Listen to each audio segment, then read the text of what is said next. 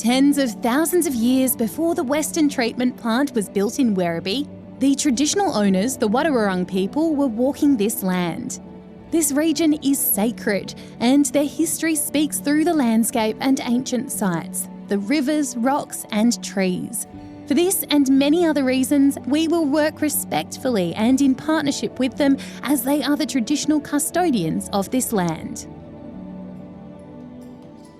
The story of the Western treatment plant began in 1891 when the Melbourne and Metropolitan Board of Works purchased 9,000 acres of Werribee land for £160,000. Big bucks. Back then, Melbourne was hardly a paradise. It was growing too fast for its own good. And to make matters worse, the nightmen, whose job it was to empty outside toilets, were dumping loads of waste into the Yarra River. Nice. The city soon earned the nickname Smelbourne. But it was no laughing matter. Diseases like typhoid spread, and 1 in 4 kids was dying of bacterial infections related to dirty water.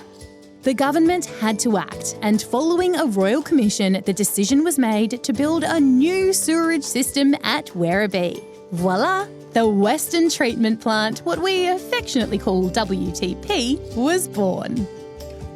Pretty soon, new suburbs were hooked up to this incredible sewerage system, and so began a story which features cutting-edge science, innovations in public health, and machines that look like the world's biggest milkshake makers.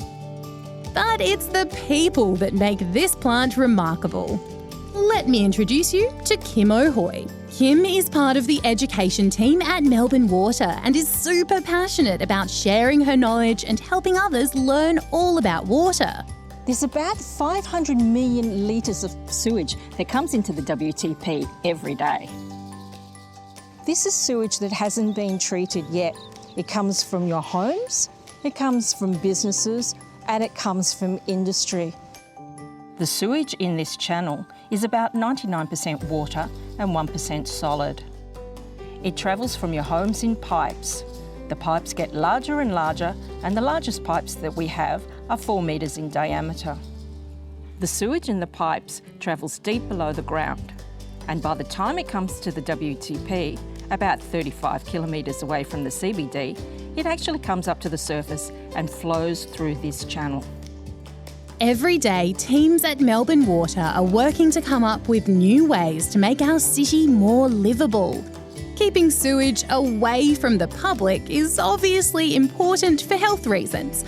But in terms of the good things that happen at the Western Treatment Plant, this is just the tip of the iceberg. Nearly half of the plant's 10,000 hectares of land is devoted to farming livestock and crops, like canola, which not only looks like bee heaven, but can be used for things like cooking oil. There are also vast wetlands that are protected under local, national and global conservation laws. This incredible habitat provides a refuge for frogs and other fauna. And then there are the birds. Hundreds of species from as far away as Siberia come here to feast and forage. The plant is actually one of Australia's top birdwatching sites.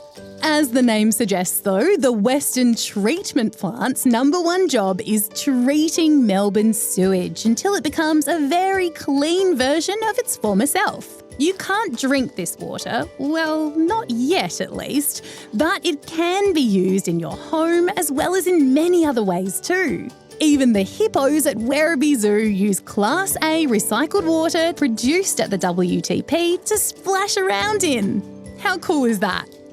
Our best class of recycled water at the WTP is Class A. We use ultraviolet light and chlorine to disinfect it. Class A recycled water can be used to flush toilets, it can be used on sports grounds, and it can also be used anywhere where it's fit for purpose. Think about that for a moment. Water that would normally get flushed away suddenly becomes a valuable resource again. Because not all water in Melbourne needs to be drinkable, we can use Class A recycled water for other purposes, helping protect our drinking water supplies, especially during drought. There it is, the D word. A country as dry as Australia needs alternative water sources, especially as our climate grows hotter and drier. And Class A recycled water is a major one. Let's hear it for Class A. Class A recycled water builds resilience in Melbourne's water supply.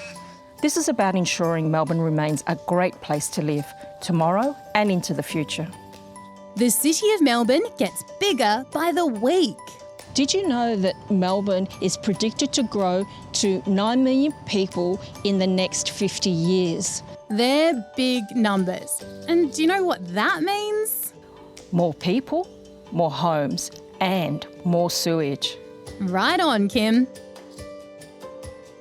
Climate change predictions tell us that there will be warmer, drier periods. This will put more pressure on water and sewage systems. It means our current sewage system must evolve. That's why engineers, scientists and planners here at the plant are working hard to prepare for future generations, aka your kids and grandkids. Melbourne Water is committed to reducing our greenhouse gas emissions. We are working with research teams at universities to achieve this.